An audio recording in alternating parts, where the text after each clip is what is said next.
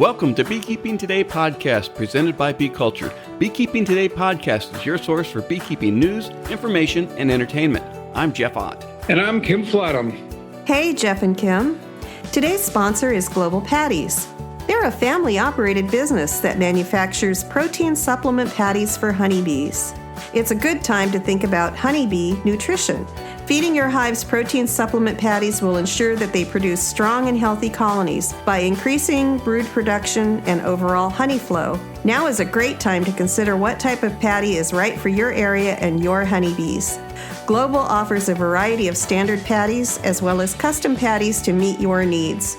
No matter where you are, Global is ready to serve you out of their manufacturing plants in Airdrie, Alberta, and in Butte, Montana, or from distribution depots across the continent. Visit them today at www.globalpatties.com. We want to thank Bee Culture Magazine for continuing their presenting sponsorship of this podcast. Bee Culture has been the magazine for American beekeeping since 1873. Subscribe to Bee Culture today, and while you're there, check out Bee Culture's Beekeeping Your First 3 Years, a quarterly magazine for beginning beekeepers. We also want to thank 2 Million Blossoms as sponsor of this episode. 2 Million Blossoms is a new quarterly magazine dedicated to protecting all pollinator insects, both wild and managed, before they disappear. The magazine is full of beautiful photos and informative articles. Learn more in our Season 2, Episode 9 podcast with editor Kirsten Trainer, who is also now joining us as an occasional guest host, and also from visiting www.2millionblossoms.com, and that is with a number 2. Hey, everybody. Hey, Kim. Well, sure is a busy time of year for the beekeeper, but boy, what a beekeeper does right now varies greatly depending on where in the country they are keeping bees, and even that can vary based on the location and elevation, or at least that's what we'll hear. Today's talk with Mark, Tracy, and Ed they're scattered across the U.S. They're some great guys. How did you find them, Kim? Well, I've known Tracy for quite a few years. He's been active with us in the Medina County Association and the Ohio State Beekeepers. I met Mark when I visited North Carolina, and I got to spend a day in his operation with him and some friends. He's in North Carolina, and where he lives is pretty neat. I'm jealous of his springtime. And Ed, of course, has been writing for Bee Culture magazine for a whole bunch of years. He does the bottom board wrap-up, the last page of the magazine. And what he's done is he's put together a bunch of those in a collection, and he's coming out with a book. So very cool. Look for that, yeah. Well, that's a good collection of beekeepers, and I think our listeners will enjoy listening to what they experience and what's unique in their different areas. Yeah. Speaking of... you're exactly right. 3 different parts of the country, 3 very different environments. How much alike and how much different are they will be fun to find out. I was going to say that speaking of different areas and different times of year, last weekend you sent me a picture of snow in May on your back porch. Oh, it's been. Yesterday here was in the mid 50s, up maybe low 60s. That's been the nicest day we've had so far. Today it's raining. We're going to have 3 more days of rain. I don't know how the bees are doing. I drive by my house so I can take a look at them, because going out there is like walking in a swamp. So it's been miserable. The bees are out there in kayaks, is what you're saying? They're just. I'd be planting water lilies next year, I think. How's your bees doing? They are doing good. I've had one hive, and I'll just I can't blame the bees, but the one colony has swarmed 4 times. I'm out of equipment to capture any. I caught 3 of the swarms. The 4th one I was away from the house, but my brood minder told me there was a swarm, and actually my wife told me that there was a swarm, and I was able, so I do know that it happened. I just did not capture that one. So 1 colony, 4 swarms. You got any bees left in that box? Well, I opened the hive cover, and there were just 4 bees on the top cover playing cards, and that was it. There was nothing left. Not actually, in all seriousness, that didn't happen. But they are there, and there it's an active colony. So the feeding, doing all the right things early in the spring really produces a really strong colony. And I've learned that I really need to be on top of it. I was planning on making at least 2 splits. They did it for me. Yeah. And earlier. It's the way of the bee. Yeah. Make a plan and they'll change it for you. All right. Let's drop into the interview with these 3 guys and hear what they're doing in their parts of the country. Okay. Well, hey guys, I'm excited to have you here today. We have Ed, Mark, and Tracy. Welcome to Beekeeping Today podcast. Thank you very much. Happy to be here. Thank you very much. Great to be here. Yeah. Jeff, this has been kind of a challenge to set up, but I'm kind of excited about it. I'm just going to briefly introduce you to these guys, and then I'm going to hand it over to them. We've got Mark Smith, and Mark is from Locust, North Carolina. He's down south. We've got Tracy Alarcon. He's from Diamond, Ohio, up northeast Ohio, not far from me, really. And we got Ed Colby from Newcastle, Colorado, and you probably know Ed from Bee Culture Magazine. He's been writing there for several years. So what we're going to do, Jeff, I think, why don't I just introduce these guys one at a time and let them kind of talk about what's going on in their part of the world, because it's 3 very different parts of the world. And then we'll get together a little bit later with some questions that each of us have of each other, or you and I have of them. How's that sound? Sounds great. All right. Well, look forward to hearing it. Why don't we start with Mark Smith? He's way down south in Locust, North Carolina. Mark, tell us about where you are, what's going on, spring, gardens, bees, your show. Well, first, thank you so much for inviting me to be on the show. It's been a crazy year here in North Carolina. Typically in January, there's not a lot going on. But the weirdest thing happened the 1st through about the 16th of January. We were above normal temperatures for 16 days. 8 of those days were record highs. So, our first, just like most other beekeepers, our first real bloom is red maple and henbitten dead nettle.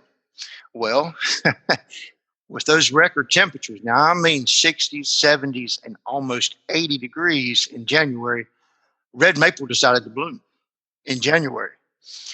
Historically, it usually blooms the end of February. So what the bee colonies did. They said, good morning, it's time to wake up. So all the queens started brooding up, and about 4 weeks early, and really created a bit of a panic here. Mark, I'm going to break you in here just a half a second. How many colonies are you running about? I'm running about 30. Okay. Yeah, running about 30. And so with this early brood up, some beekeepers said, oh, right, man, we're going to go into the flow in good shape. Some didn't know quite what to think. Well, what wound up happening is the colonies were brooding up so early that they peaked before the flow started. And historically, after the red maple, henbitten, dead nettle, our flow really starts with stuff like hollies, locust, tulip poplars, and our colonies had already hit their max. Well, guess what happened? Swarm time. Everything hit the trees, and it seems like, especially right here where I live, it's been a struggle to keep the bees in the boxes. Just because that early stimulus got them growing. Well, to us prematurely, to nature not quite so much, but it's been a wild year, and everything seems to be running about 4 weeks ahead of schedule. But we're into the regular flow now, and everything is going great. Throwing supers on just as fast as we can. We're right in the middle of our tulip poplar flow. Tulip poplars, they bloom from the top down, and we lost a lot of the bloom in the top because of some thunderstorms, some terrible thunderstorms we had. Kim, I think you had tornadoes up your way, but the middle and bottoms of the trees, I think we can salvage that. But so far, it's going really good. Going really good. What part of North Carolina is Locust? We're about 35 miles due east of Charlotte, right dead in the middle of the state. Okay, all right. So you're going through a bunch of swarms right now. How's small hive beetles, varroa? How are they looking? Small hive beetles have always been a problem here. A couple years ago, for the first time, I actually saw small hive beetles here overwinter with the colonies. I had never really noticed that, but now you start to see them doing that. And of course, with the early brood up, with a brood up in a colony, well, it's not just the bees that are brooding up, it's the mites. So the mite loads are getting higher earlier. So we're really having to pay attention to that too. But it's just beekeeping. Nature throws curveballs at us, and we have to adjust to what nature throws at us. But we'll be fine. I think all nature has is curveballs sometimes. Oh yeah, I know. I know. All right, that's a quick background on Mark. Move up to Tracy, and Tracy is in Diamond, Ohio. Like I said, not far from me up here in Northeast Ohio. And if you're having weather like I am, I heard there's a frost warning out tonight. That's exactly what I heard too, which is typical for Northeast Ohio. Yesterday we had 79 degrees as our high, and tonight we have a frost warning, which is one of our biggest problems here in Northeast Ohio. It's the weather. We can go in 24 hours of 40-degree temperature change, which can be really hard on all the blooming stuff. I mean, apples are in bloom around my property, all the crab apples, and bees are working it all really well. But I'm sure by tomorrow afternoon, they're all going to be basically done because they're all going to be frozen. So before I'm not from Ohio, but before I moved here, a friend of my wife sent me a joke about the 4 seasons in Ohio, and it was almost winter, still winter, and construction. Here we are in the middle of May, and we're still having some winter issues. So, trying to keep bees here, it's interesting just because of the weather. We have a lot of the same plants that bloom, all the different maples and the skunk cabbage is early, and witch hazel is in the middle of winter if you can get to it. And we have those warm cleansing days where the bees go out and gather some stuff. But our main flow typically starts around dandelion full bloom. And out where I live out kind of in a rural area. And dandelions just basically came into full bloom about 4 days ago. If you go about 15 miles west of me, you're into the city of Kent, where Kent State University is. And they've had dandelions blooming full bloom for over 2 weeks. And people's bees are hitting the trees like Mark stated they're doing in North Carolina just recently in the last week or so. And over the weekend, there seemed to be a lot of activity with that just because of the warm weather. And then also here in Northeast Ohio, I don't know what it's like there in North Carolina, but with all the backyard beekeepers and winter being so long and so up and down, people really start feeding their bees pretty early. So they start brooding up real early, and the colonies get really packed. So, we're hanging on until the middle of May, which is the last frost date typically is somewhere about May 15th, May 20th. Although an interesting story about that, a couple of years ago, at my local beekeeping club out here in Portage County in Ohio, we were holding our field day on May 20th, and it snowed. So, we just don't know what the weather is going to be doing. So out here, we're always worrying about food. And, when the frost comes until about Memorial Day. Memorial Day is when everybody really starts planting, and people that wrap their hives and whatever will take them off for sure by then. A lot of people have already done so, but I tend to just leave mine alone, make sure they have enough food until about the middle of May. people are having some trouble with swarming, but I worked as the bee inspector here in Portage County for like 7 years. And one of the things I noticed is when we're teaching all the classes out here is making sure that people have enough food to get through winter. And so people, like I said, are always feeding. And sometimes I think that we overfeed and we end up with too much of an early swarming thing going on. And some people from my club were asking me about making splits. And a number of people already made splits. And as far as when I do mine, at this time of year, I'm only going to use a mated queen because trying to get a queen mated sometimes can be very difficult. Last year, I think we had May and June, we had only 7 or 8 days where it didn't rain. So trying to get a queen mated in that type of weather can be difficult. Quick, Tracy, how many colonies are you running right now? Currently, I only have 10, but I've run up to 100. I've had a job change situation, so I don't have as much time as I used to. But usually I run about 20 or 30 full-size colonies. I use all mediums. And then I'll make a bunch of splits in the midsummer that I'll overwinter and sell those or restock my winter losses. But, I mean, Are you on your mediums? Are you running yes, 3 I am. brood chambers? I'm running 3 brood chambers for my mediums.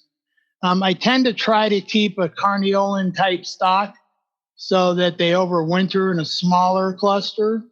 But anybody that's ever used that kind of stock knows that once the flow starts going, they really brood up fast. And if you're not paying attention, they are in the trees. So you really have to watch for that. Or fences. I mean, I live on 25 acres with a ton of pine trees, and they like those 50, 60-foot tall pine trees up there. And so, they tend to go wherever they choose to. Although actually, there's a rule. I was out in the yard today, and because of our weather, I leave extra honey on for the winter, and I harvested honey about 2 weeks ago, just getting ready for the dandelion flow, and I put all those supers out there in the bee yard, and I'm pretty sure I have a swarm that moved into all that empty equipment yesterday. So haven't had a chance to check it because as Kathy and I were talking earlier, it's 47 degrees right now. So, but I live in Northeast Ohio, halfway between Akron and Youngstown, if anybody's interested in looking at a map. But if you go about 10 miles north, you're near a lake. You get a lot different weather than we here. If you go a few miles south, you get a lot different weather. Beekeeping here is very, very localized just because of the weather pattern. Yeah, I've been living here long enough to know that it's tough to predict what's going to happen later today, let alone next month or next week or next month. Wow. All right. Well, Tracy, thanks. Hang on a minute. We're going to get Ed in here. Ed Kobe lives in Newcastle, Colorado. I don't know where Newcastle is, Ed, but I've known you for enough years to know that you're going to tell me about all about your bees and your beekeeping. And a quick question: did you do almonds this year? No, I got sideways with the. Well, I used to send my bees out with Paul Limbach, who's a real commercial beekeeper down the road, but he has a special arrangement with the guy out there who's the broker, and politically, because I'm the president of the Colorado Beekeepers Association, I got sideways with the broker, and he informed me in no uncertain terms that my bees weren't welcome anymore in California. So I'm learning to do it a different way. I'm sure there's a story there someplace, but how many bees do you run, Ed? About 100, give or take. Okay. And what's it doing out there right now? Well, our weather, it sounds like it's pretty close to, it's a lot like Tracy's. It's drier here, but we're at 5,500 feet, and I do run bees up, up in the high country, up close to 9,000 feet. But yeah, at 5,500 feet, very similar to, it sounds like, to the weather in Northeast Ohio, but not so much rain. Where's Newcastle in relation to Denver? Is 2.5 hours west. Southeast, southwest? It's basically it's in the western. It's what we call the western slope. Oh, the western slope. All right. West side of the Continental Divide, and we're kind of at the margin here between the Rocky Mountains and the desert. So your spring is almost here, almost past. It's dandelions are blooming right now. They're kind of finished right where we are, but just down. I got a location just down the road, and they're just getting started there. And I was up 1,000 feet higher yesterday, feeding some bees, and I couldn't find a dandelion up there. So everything here is relative to elevation. Yeah, I was going to say, can you even breathe at 9,000 feet? Get bees at close to 11,000 feet, but not 60 feet. Oh, what's the time difference between 5,000 and 9,000 or 11,000? How much further behind are the ones that are really high compared to where you are? 6 weeks. 6 weeks. Yeah. From say mid-April down here to about the 1st of June at 8,700 feet on the flat. Wow. 6 weeks. So it's 6 weeks late and 6 weeks later in the spring and 6 weeks earlier in the fall? Yeah, it's time travel. And I can, if I want to move bees, I can give them double doses of dandelions. I don't have to take them very far. Yeah.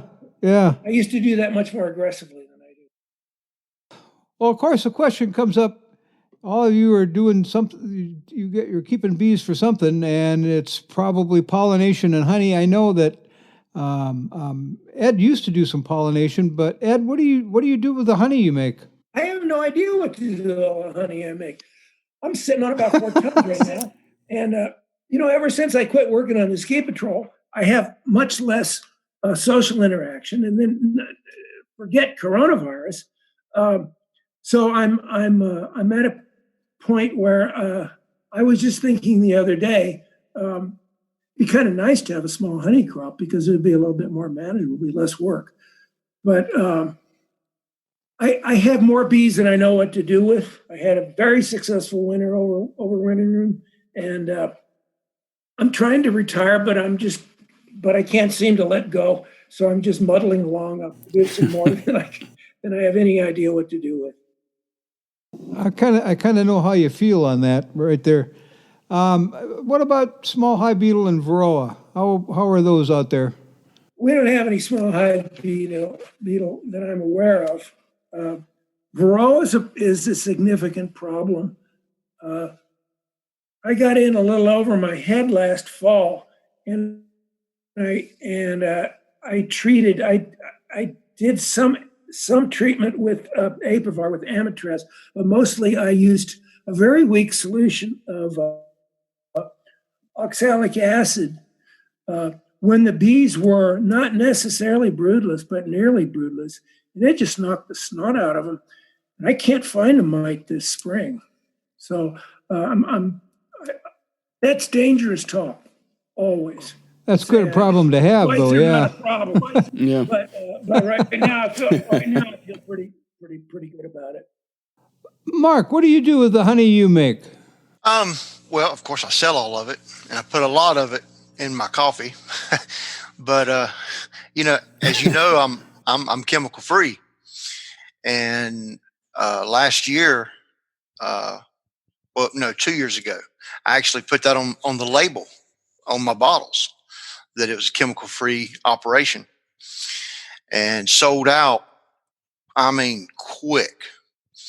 And so this year, I'm actually going up to $15 a pound, and I've already got I've got probably 200 orders for my honey just because of that, because I found that niche market.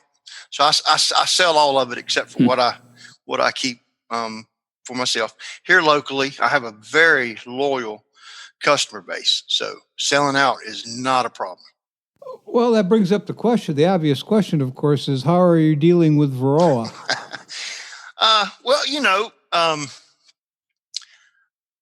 haven't had of course, I've been chemical free since 2014. And in the beginning, it was tough. And, part of the way I keep bees is actually using the varroa as a tool. And I know a lot of people shake their head at me when I say that, but I'm trying to weed out some of the genetics that cannot overwinter and won't thrive in my operation. And by being persistent with that and making a dedicated decision to be that kind of beekeeper and have that kind of operation, I have very little problems with varroa now. This winter, my winter loss was 23%. Last fall, my average mite check was 1.5%. So, varroa is a concern, but it's not something that I'll let beat my head against the wall with. So how do you treat are you raising survivor stock or for your bees, or how are you going about that, doing that naturally and keeping that chemical-free label on your honey? Every bee I got is a bee I raised. It's all overwintered survivor stock. I raise my own queens. I haven't bought a bee since 2011, and it was a queen. And that was the very last time I bought a bee. Mm-hmm. And I've been pretty successful with it.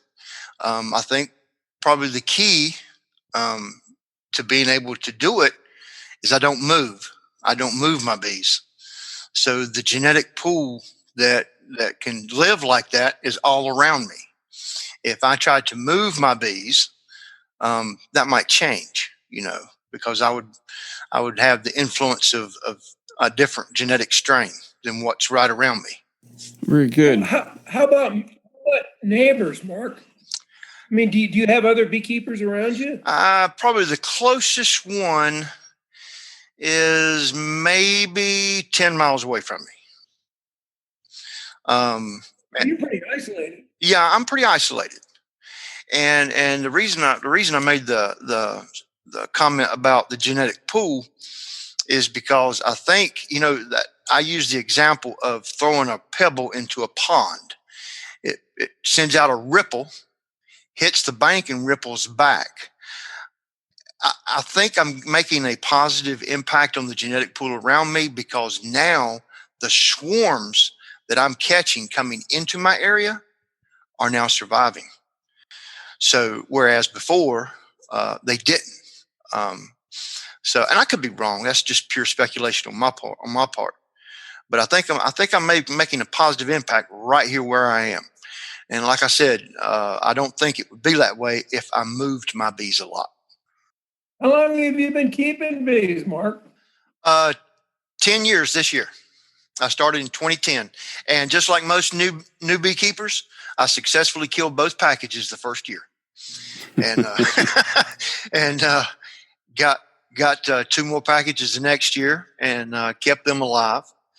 And it's been a fun adventure ever since. So Ed, you talked about using oxalic acid. Were you using vaporizing it, or were you using a dribble? How were you treating? The dribble is the only thing I've ever done, and I've been consistently very happy with the results. Well, I just want to say that I'm very impressed with what Mark has done, and I sell a fair number of nukes in the spring, and mostly to people who don't know. They don't know a drone from a queen from anything. They are utterly clueless, and I tell these guys that nobody knows it all when they get started, but the key thing that you have to be successful in beekeeping, and it's very easy to be unsuccessful in beekeeping, is passion. Yeah. If you haven't got the fire in your belly, you're not going to make it. If you think, this gal called me the other day, and we got 14 acres in the country, and we're going to get some bees, and it's just going to be wonderful, and they don't get it. Beekeeping is hard work. It's dedication. And I can't speak for another successful beekeeper like Mark, but man, I go to bed thinking about bees at night, and I wake up thinking about them in the morning. And I'm sorry, I'm obsessed, but I have been successful at beekeeping, and that's what I attribute it to, is just never letting go, never being afraid to make mistakes. And I make mistakes multiple times. I'll make a big mistake. I've been wiped out by mites twice. And each time I go, boy, I didn't get it the first time, did I? So, you can, the bees can definitely teach you a lot. I mean, when I started doing it like this in 2014, the first couple of years, I mean, I had 70% loss, but each year I learned. And over the years, I would come up with I have come up with a management. You talk about passion. Another thing beekeepers need to do is have a plan. How are you going to keep bees? And I think that's another part of my success is I've messed with these little bugs enough and tried these little things to keep them alive that I've come up with a plan of how I manage bees. A lot of people think that because I'm a chemical-free beekeeper, that doesn't mean I'm a treatment-free beekeeper. If you had to have a title, I try to call myself a chemical-free beekeeper. I don't use any chemicals whatsoever, but that doesn't necessarily mean I'm treatment-free. There's things that I do with these bees that, in my opinion, fall under the natural life cycle of the bees, and that's how I keep them alive. For example, on June 1st, I'll pull most of my queens out of my production colonies and give them a brood break. Well, I have lots of people tell me that's treatment. Well, okay, if you want to call it a treatment, but to me, it's not. Because think about nature, and that's what I'm trying to do is mimic nature as close as I can. In nature, bees love to swarm. That's how they reproduce. That is a natural brood break. Well, what is one, besides mites, what is the other thing that beekeepers work hardest to keep our colonies not to do? Is swarm. Well, we have taken that natural brood break out of their life cycle. And I think that's one reason why sometimes we do things thinking that we're helping the bees, but we're getting in their way, and they're trying to do how things that they were designed to do. And so really, if that brood break, to me, out of all the things I put in my little management scheme, that's the key. I can hear Tom Seeley cheering you in the background there, Mark. That's exactly how he approaches the natural cycle when he talks about varroa. Is that natural brood break is what increases the population of hives in an area and gives both colonies a chance to deal with mites on their own level. So, yeah. So do you cage her then on a frame, or how do you take her out of the cycle? I actually pull her out and put her in a nuke and overwinter her. Put her in an overwinter yard. Well, in my case, I'll bring her back home because I got two out yards that are close to me, and I let the colony requeen because. Oh, I see. Because to me, that instinct of the colony requeening is a survivorship trait because I want them to be able to do that. Thanks. Yep. How many beekeepers do you have around you? I mean, out in my area, I have tons of beekeepers in the area, and if no one's watching mites, I mean, I do perform brood breaks myself. However, I can get mite migrations big time from a lot of the people around me. So how many beekeepers do you have around you? As the crow flies, probably the closest one is 10 miles. Okay, so you're basically isolated, working with your population that you're working on mite resistance, but you're not getting those migrations from collapsing colonies or your bees robbing collapsing colonies. Oh, you're talking about mite bombs. Yep. Oh, we could talk. We could have a discussion about that. Right. Well, I mean, where I live and where I keep bees, that's a factual thing. Yeah. Oh, yeah. So, mite bombs are real. But I mean, I have probably 6 or 8 beekeepers within 2 miles of my apiary.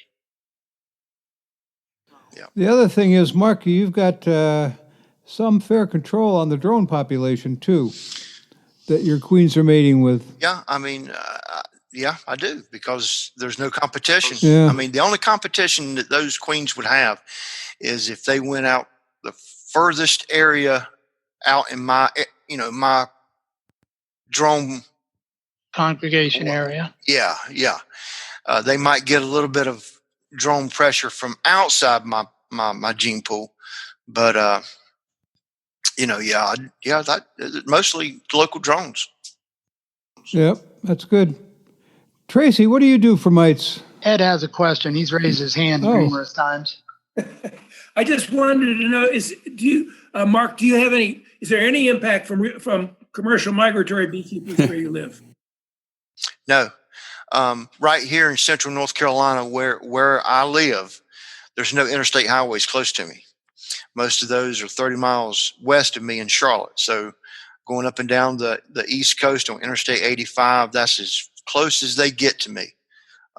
Most of the migratory beekeepers that live in North Carolina are along the coast. So I really don't have that pressure close to me. Yeah, there is a difference between there and Colorado. We're overrun with commercial beekeeping here. In rural western Colorado, most of the beehives are from bees that have been to the almonds, and they belong to big operations. Yeah. Tracy, you're surrounded by other beekeepers, so you've got to take another track. How do you deal with... Yes, I do. I mean, like I said, I live in Northeast Ohio. I live about 2 miles south of I-76.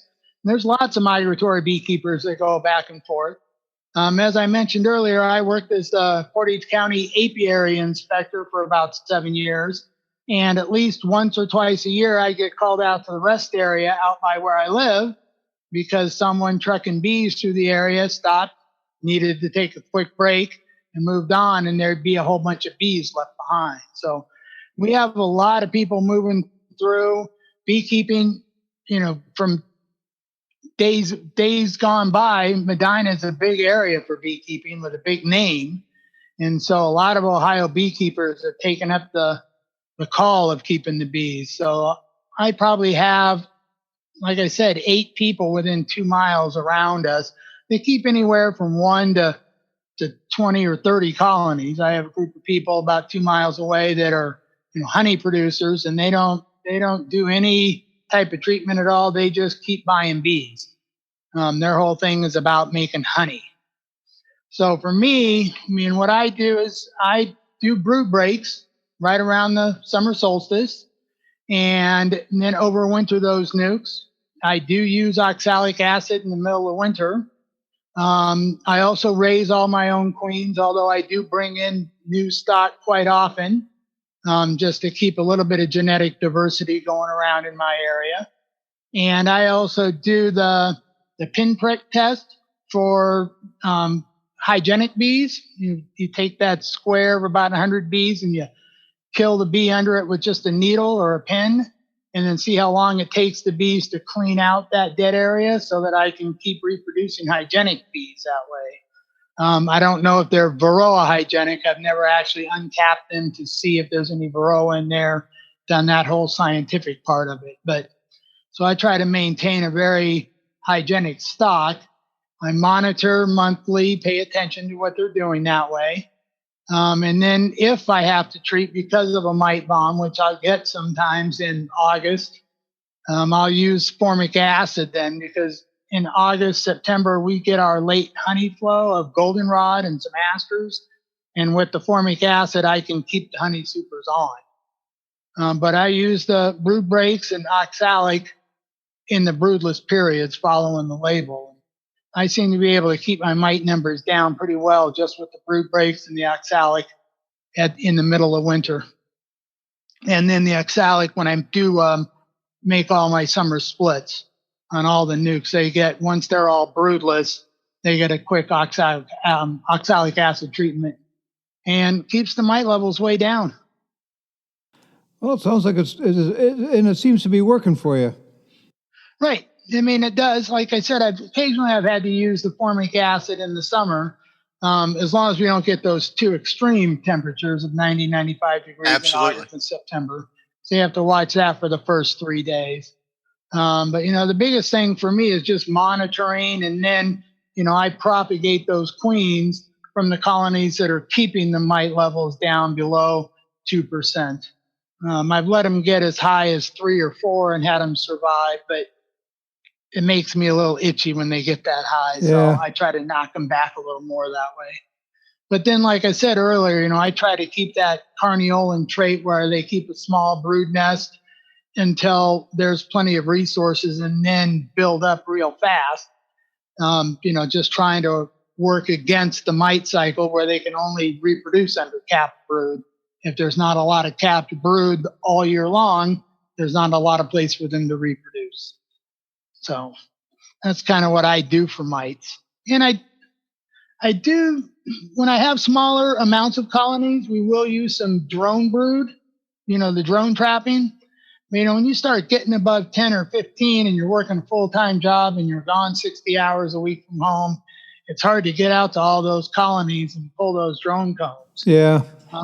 I currently manage one of the club's apiaries that I belong to, and the person who managed it before me had a couple of drone frames in, and she didn't get them out in time. And we had, at our last field day in August, we had 42 mites, I think it was. I forget what the number was. It was just outrageous. So we really had to work on them aggressively to get the numbers down before winter. But actually, that colony's survived and done really well since we got rid of the mites.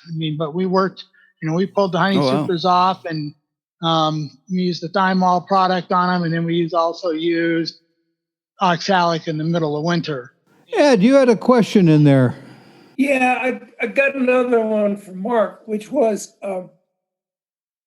Mark, do you? I know that you're keeping bees treatment free, but are you monitoring for mites as you go? Absolutely.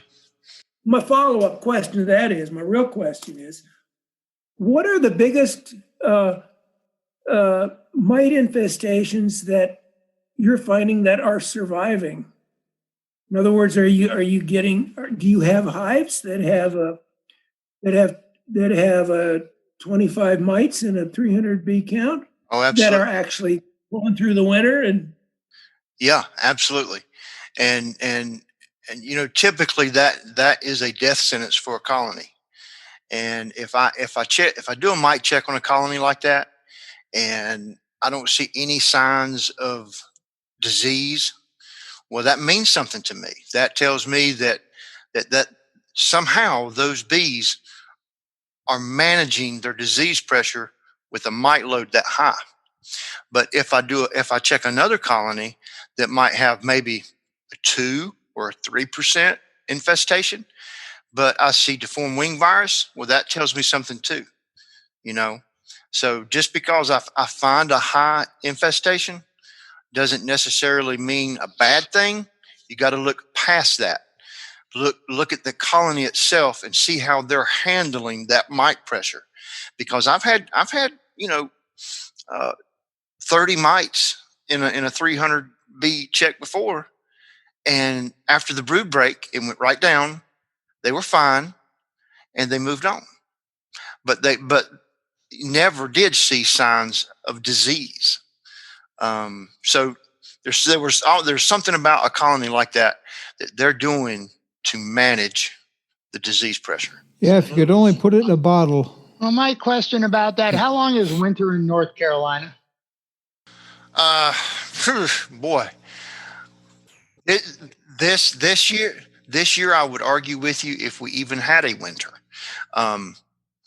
Typically from the middle of December through February might be really cold, but it's not long.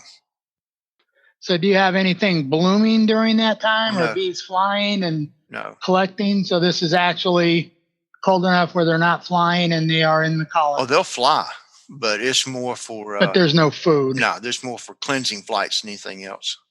Oh, okay. I don't know, Jeff, you've heard these 3 stories, and you're out on the West Coast. Do you want to kick in something here? on what your folks are doing out there, the kind of weather that you have? Yeah, there's a lot of OA that's used out here, and a lot of work on trying to build a sustainable a bee for the area. And like all areas, it sounds like everyone has little microclimates, but around here in the Puget Sound area, where you are around the sound depends on your climate and your elevation as you get further. Well, you can get up, as you go east, you get up in the Cascades. If you go to the northwest, you get up into the Olympic Mountains. So there's beekeepers all around. They all have their own challenges, and some are in the rainforest and others are in like on the western slope or the eastern slope of the Rockies. It's really dry. So I'm hearing a lot of the same things all the way around. What I'm curious, and just maybe in the time we have next, I know everybody has their number one problem is mites. Go around real quick, not a big explanation, but what's your number 2 and 3 problems? What are your number 2 and 3 problems that keep you up at night when you're not worrying about varroa?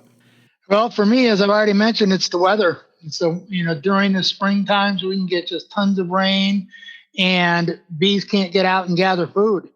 And so, it all just comes down to that basic thing of, do they have enough food? Are they able to get enough nutrition? Or do I need to provide that? Whether it's sugar syrup and, in springtime, you definitely got to add protein, whether it's a pollen sub or you trap pollen. You have to worry about that, or not worry about it, I guess, but you have to be concerned about it. And then the other thing is when we get relatively mild winters, and we had a relatively mild one, just kind of wet, the bees are in the trees. So it's just the same battle as everywhere. Are you watching the mites? Do they have enough food? Are they able to get to the food? And making sure that you keep them in the box. Because, for me, honey is a byproduct of keeping bees. I keep bees to raise them because I really like it, and I like, selling it and sharing it with the people in the clubs that I belong to. And don't get me wrong, I love honey, but harvesting it's just a pain. So, for me, honey is just a byproduct, although I started making mead in the last year or so. And so, that takes a lot of honey, and that's pretty good. So anyway, so weather, food, and just, paying attention to swarming. All right. Ed, what about you? What's your second biggest problem? Well, I'm pretty much seconding Tracy here. Starvation. When I talk to beginning beekeepers, I tell them that there are only two. I tell them 98% of the things that beginners worry about are not important. What is important is that your bees don't get killed off by the mice, and that they don't starve to death. And I said those are the two things you need to keep in mind. And it's not such an issue here, but if you live in town, I'm sure that swarming is a significant issue too. You're not going to make any good neighbors if you're bees. Unless they're beekeepers. Yeah, then they're very happy. There are so many beekeepers around here who they don't spend much time with their bees, and I tell them this when I sell them a nuke. I say, if you don't control those mites, those bees are going to collapse and die either this year, or if you're lucky, you'll get a second year out of them. And then their bees die, and they you wouldn't believe the stories I hear. A woman told me the other day that her bees froze to death, and it's pesticides, and certainly pesticides are an issue, but not so much around here. Same here. How about you, Mark? Number 2 and 3 problem. Well, I'm much like the other guys. Probably my number 2 problem, especially this year, would have been weather. The changing climate, the way the seasons have shifted, because of that unusually warm weather in January, and which impacted our first signs of pollen coming into the colonies, really caused a lot of confusion. A lot of beekeepers like to look at a calendar and say, okay, well, a physical calendar, this is how it's going to go. Well, sometimes that's not what happens. And you have to be able to adjust to what's happening. For example, this year, I mean, I actually think we had a pollen dearth in February and beginning of March because the red maples bloom so early that all that pollen, they took it in. It wasn't wasted. It went into the colonies. But the way the change of the season was, until the next pollen source that usually comes on that plan, that calendar, until it came available, there was nothing. So we had to adjust for that. And because of that pollen dearth, I think we had a lot of malnourished brood during that time. And that's just weird to say in North Carolina that time of year. So adjusting how I manage the bees to the weather has been a real problem this year. And then trying to keep them in the boxes. You know, if we have another year like this, you know, hindsight's always 2020. If I'd have known that those beautiful big colonies were going to swarm themselves to death, then I would have done preventive splits from them and made them not so huge. Because what has turned out to be the case is in February, the end of February, 1st of March, the colonies that were mediocre right now are the biggest colonies we have, bringing in the most resources because they didn't peak too early. So that, you know, having one of the problems I've had this year is having to adjust the way you look at things and following what nature's throwing at us and what the bees are doing. Good. Well, Kim, anything else? Well, we could be here until midnight, I think. Oh, yeah. Yeah. It's always Until the beer ran out. it's always fun getting 5-6 beekeepers sitting around a table talking bees, but this has been good. I think we're going to have to try this again, and we'll wait until closer to the end of the season and see how your summer and fall have gone, how your honey crop was, how your honey sales are doing. So, guys, keep us in mind. We'll be back knocking on your door, and you can get us through the rest of the year. How's that sound? That sounds great. Thank you for having us. Sounds good. Guys, thanks a lot. This has been fun. I look forward to doing it again. Nice meeting you guys. And we'll be in touch. Have a good season. We'll talk to you later. I enjoyed it. Good night. Good night. Thank you. Well, that was really good. You know, as different as they are, as far apart as they are, they're remarkably similar in their challenges and and what they're working on. Yeah, you know, Jeff, two things came out of that discussion that make real good sense to me. The first one was your really good question on what's 2 and 3 problems that each of them have. Mm-hmm. All of them have varroa. All of them have weather and food, and all of them have to deal with swarming. And that's 1, 2, 3. That's all. And what you just said earlier, your colony swarming. The other thing that I found, something that, of course, here in Ohio, which is as flat as a pancake, elevation, you know, is the highest point in Ohio I can see over. So standing on a stepladder. So when Ed was talking about 5,500 and 9,000 feet being 6 weeks apart, it would take me a while to figure that. Did you have that when you were living in Colorado? No, I didn't move my bees around, so we were right around 4,800 feet, and it was pretty steady. I didn't move them, so that was good. Tracy's flat, Mark's flat, but Ed's that 6 week difference. That was pretty amazing. That was to me an eye opener. Something I'd never thought about. Yeah, they did talk about Tracy talking about being close to a lake and how that made a difference in their weather patterns was interesting. And the other thing that they brought up, and I hadn't considered this because I don't live, it was their proximity to an interstate and the effect of the commercial haulers could have on the varroa loads on their colonies that they were experiencing, and how Mark didn't have any of those issues because he was so well isolated. So it was really hearing that disparity between the beekeepers. Right. Yeah, we have the gas station effect here in Medina every once in a while. Somebody will get a call, a truck stopped at a gas station, fueled up, and when he left behind. two or three boxes of bees because they weren't netted as well as they probably could have been. So yeah, it was interesting that how, I guess you summed it up, how different they are, but how alike they are. The bees are sort of the same no matter where. You just have to deal with them.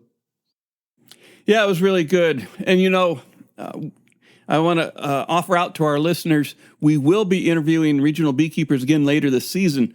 So if you would like to join the discussion, send us an email at questions@beekeepingtodaypodcast.com. Briefly tell us where you are, your bees, your experience, an example or two of your management challenges, and a peek at some of your solutions. And you may be finding yourself on an interview panel later this summer. Yeah, that would be good. We could probably do three more of these over the seasons and tap people from different parts of the country. Yeah, let us know, folks. Well, that about wraps it up for this episode of Beekeeping Today podcast. Before we go, I want to encourage our listeners to rate us 5 stars on Apple Podcasts, wherever you download and stream the show. Your vote helps other beekeepers find us quicker. As always, we thank Bee Culture, the magazine for American beekeeping, for their sponsorship of Beekeeping Today. We want to thank our regular episode sponsor, Global Patties. Check them out at www.globalpatties.com. And finally, we want to thank you, the Beekeeping Today podcast listener, for joining us on this show. Feel free to send us questions and comments at questions@beekeepingtodaypodcast.com. We'd love to hear from you. Anything else, Kim? I think that about wraps it up, Jeff. We've been all over the country. I need to sit down and rest. Yeah, you need to go drain the pond out back. All right. Take care. Stay safe.